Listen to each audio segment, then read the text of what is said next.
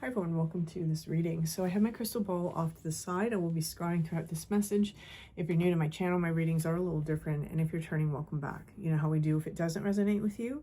If you're forcing the story to fit, arguing with it in any way, just leave it behind for the people who it's meant for. So let's see, what deck am I feeling here? Oh wow, Halloween deck, really? Okay, we'll get into it. I won't complain, I won't complain. All right. Taking a step aside.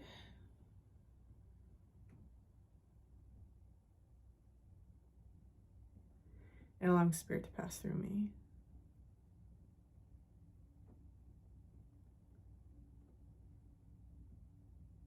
Opening up to receive information. Someone here, it's like you've been holding yourself back and you may have just realized that. It's like not really realizing that you ever held yourself back energetically from something, and there's this moment of, I finally see it.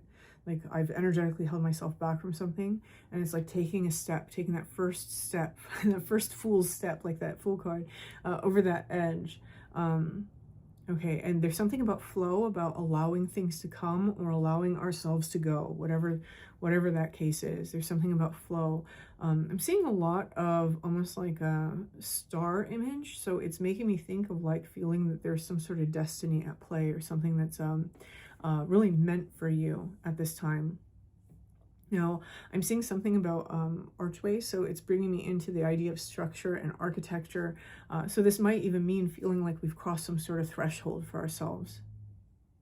Releasing, we've let something go, we've left something behind. It's almost like somebody has left behind a particular energy grid, and they've stepped into an energy grid that was always there. It's just there was this idea, belief, person, place, thing that was keeping somebody stuck, okay? The turning over of a new leaf. I'm just getting a lot of like renewal sorts of imagery here, and lots of stars, lots of stars. So stars might be important for somebody right now. Okay. We have the Lovers here. So there was definitely a choice that was made. Notice how that vampire is going through that window. It's like he's leaving a particular place for another place. He's leaving that outside place and going into this internal sort of room, this containing sphere. So there's something about allowing something to have access to us, and maybe this is what someone had to decide to put behind them, right? Whatever it is that we allowed something to have access to us, it was something that was taking our life force or our energy or our motivation, maybe even taking your personal power away from you. Okay.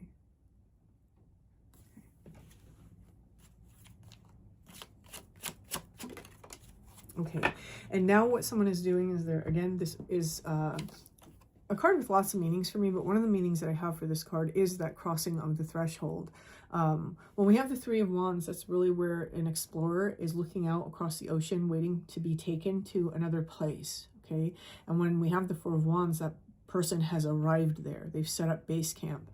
So someone here, your attention, your focus, your direction, your life, your energy, whatever it is, has been removed from this other thing that is represented by this Lover's card and has been brought over here. Again, notice the stars, okay? It's like there was something that was guiding our way, or some idea that we had, or something that we desire that was guiding our way. So for example, if it is like a love relationship, right, since the Lovers are showing up, maybe it's leaving behind like a situation that you felt like you kept energetically getting sucked into, and having in your mind the idea of what you actually want out of a relationship, and so allowing this to kind of fade away. For some of you, this might be an ideology, right? So having a feeling like you have to protect yourself against people, and then realizing that this is why you're preventing people from coming towards you, when maybe you really do want to have good friends. So allowing that sort of former protectiveness to fade away. And you may not have even realized that that was an energy signature that was within the heart space. I am feeling the heart space, by the way. Oh yes, Lovers, obviously, that would make sense. Okay.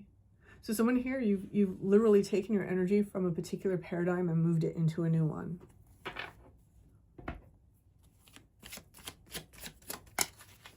We have the Eight of Wands, and so with the Eight of Imps, and so that's fast movement, lots of things moving. something's definitely growing in this space. It is a feeling of regeneration, activation, renewal.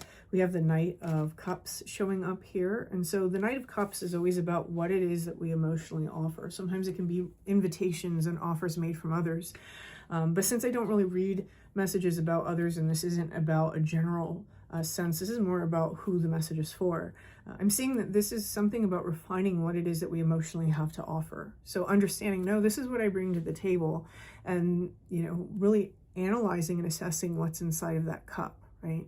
I almost feel that for some of you, you may have gone through some periods where you were convinced from other people that things that were actually quite healthy about you were very unhealthy, right?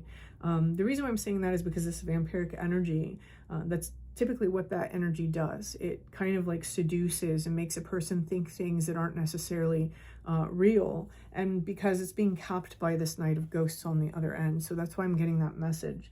The ghost itself is something that we can see through now. So it's an illusion that we can see through, and someone's understanding that what they have to offer is actually quite important.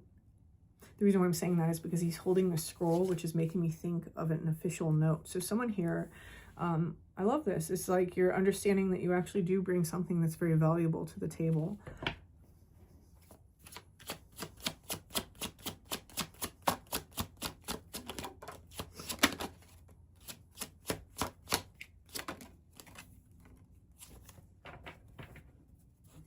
We have the Queen of Swords, we have the King of Wands, and then we have the Ten of Wands. So one of the burdens and the struggles that I see that someone has had inside of their life is really taming their mind and tempering their passions, right? So maybe it was really easy for somebody to start things but not necessarily see them through. Maybe it was very easy to get caught up inside of the mind and kind of undergo that neurotic round and round with oneself here. And this seems to be something that a person has struggled with for quite some time. There does seem to be a transformation within that mental space that's bringing a little bit of balance.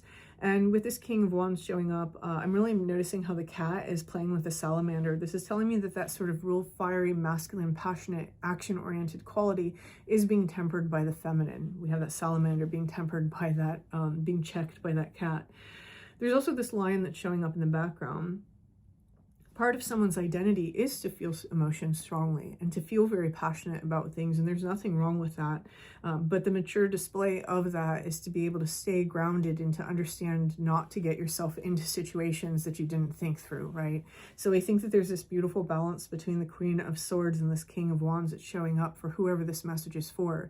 It's like the integration of those two principles.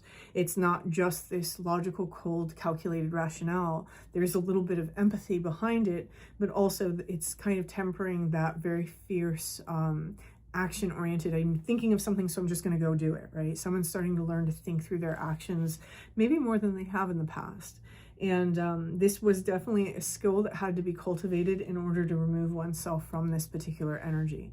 We have this Three of Ghosts showing up on the bottom, and so this is where can we meet in the middle? And it's almost like someone is looking for situations like that, whether it's in your friends or your family or your job. Where can we meet in the middle rather than you taking all of what I am, which is what this sort of Vampire and the Lovers does, right? They take your life force, they take everything from you. Where can we meet in the middle? How can we celebrate together? And if we can't do these things, then this might not be an appropriate place for me. That's really kind of the energy that somebody is landing into, and I love that. Especially since we've been speaking so much to like an empathic collective recently. This is some sort of solid new beginning, and the solid new beginning comes on the heels of leaving something behind. Again, you may have left behind a very domineering character, or this is a part of yourself that always wanted to have control, and maybe this is what was draining you of your life force, was that need for control. I see a shift moving into this Queen of Pentacles energy with the, or I'm sorry, Queen of Cups energy with the Queen of Ghosts. And the Queen of Cups, I mentioned this in, I believe, yesterday's reading, is about the queen who is very aware of her own emotions, of what's in there, what she's wrestling with, and why she might not necessarily need to wrestle with all those things. This is having more control of your empathic space, is not necessarily getting lost in them the way that the Page of Cups does. And this is really creating some sort of stability and strong foundation for whoever this message is here with this Nine of Pentacles, because the Nine of Pentacles is a self-made man or woman. They have very good boundaries, and everything that they have is something that they created for themselves through their hard work and their own stability, right?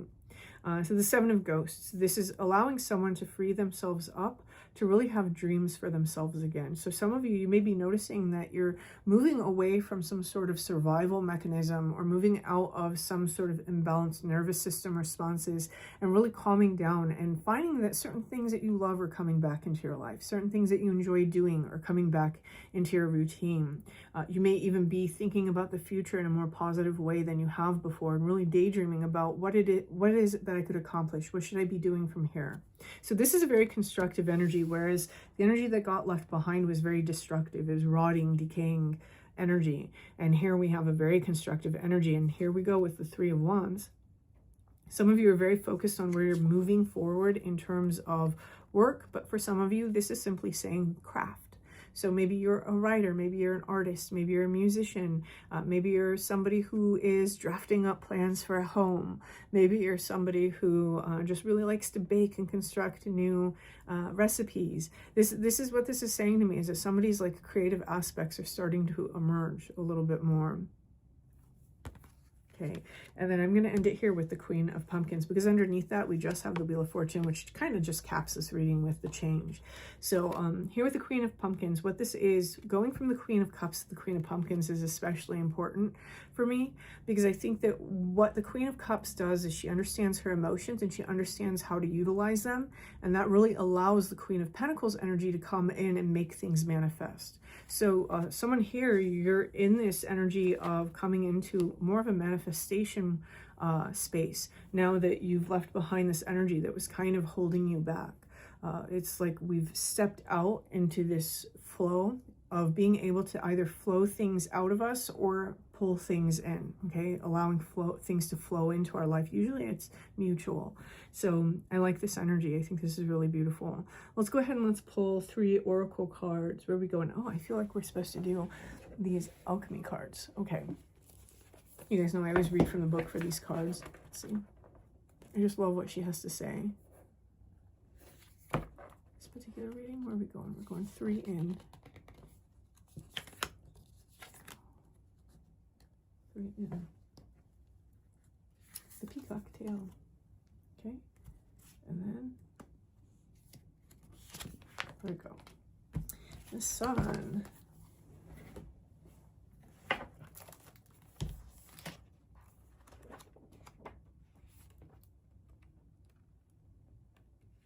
Okay. Okay, you have caught up at a bonus, or the peacock's tail is a sacred image in alchemy. The mesmerizing display of tail feathers opens to mark the alchemist having shifted from single to multi-perspective. This is a great achievement. The alchemist has opened 1,000 set of eyes instead of one. They've discarded black and white thinking and allowed the full spectrum of colors, nuances, and solutions to come into the fold. Creative solutions to complex social and political polarities can be found in this sacred space. The force field of possibilities has opened, and the alchemist has entered a new paradigm. We already talked about that, so I love it. Belonging to multiplicity, dimensionality, and inclusion.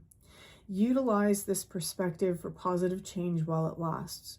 When falling back into black and white thinking, as any alchemist will do, envision the splendor of the peacock's tail. Each feather contains a shimmering universe of possibility. Okay, and then we're moving into Solace, which is the sun. Okay. Each morn the sun graces the night sky, summoning the dawn. Such is the energy of the sun card. With its arrival is an activation and presence of vitality, of new beginnings. It is said the sun is linked to the hero archetype and the yang dynamic in Chinese alchemy.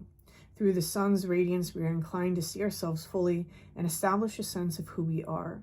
We gain confidence and clearer vision. In its light, we are assured that we too have an important role in the world. Associated with masculine dynamics, the sun card certainly carries a risk if not kept in check. Remember, the sun never actually sets. It's the earth that pivots away. Assess whether it's time for you to awaken more fully or turn away and rest. Sunburns humble us all. So I'm going to leave that there. I kind of feel like those two cards speak to themselves if this is resonating for you. So if it does, please hit that like button. Feel free to leave me a comment. And until next time.